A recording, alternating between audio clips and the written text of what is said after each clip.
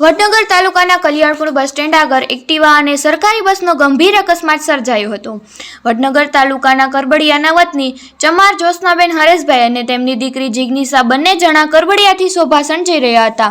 બસ ચાલક બેફામ આવતા બસના એક્ટિવા વચ્ચે ભયંકર અકસ્માત કલ્યાણપુર બસ સ્ટેન્ડ આગળ સર્જાયો હતો। એક્ટિવા પાછળ બેઠેલા ચમાર જ્યોત્સનાબેન હરેશભાઈનું ઘટના સ્થળે જ માથાના ભાગે વાગતા મોત થયું હતું અને તેમની દીકરી જિગ્નીસા ઇજાગ્રસ્ત થતા 108 મારફતે વડનગર સિવિલ હોસ્પિટલમાં સારવાર અર્થે ખસેડાઈ હતી। જેકેએસ ન્યૂઝ સાથે રિપોર્ટર જીગર પટેલ, વડનગર।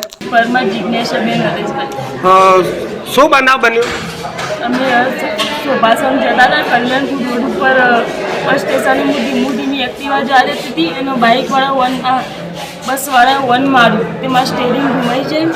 પછી મારી મમ્મી પડી નથી, બસવાળું રોક જવા દેતો હતો, એને ધીમું કર્યું નહીં કે બ્રેકે ના મારી મારી મમ્મીના માથાઓના ભાગે પેલું ટાયર જવા દીધું ને જવા દીધી એને બસ ઊભો જ ના રહ્યો બસ લઈ।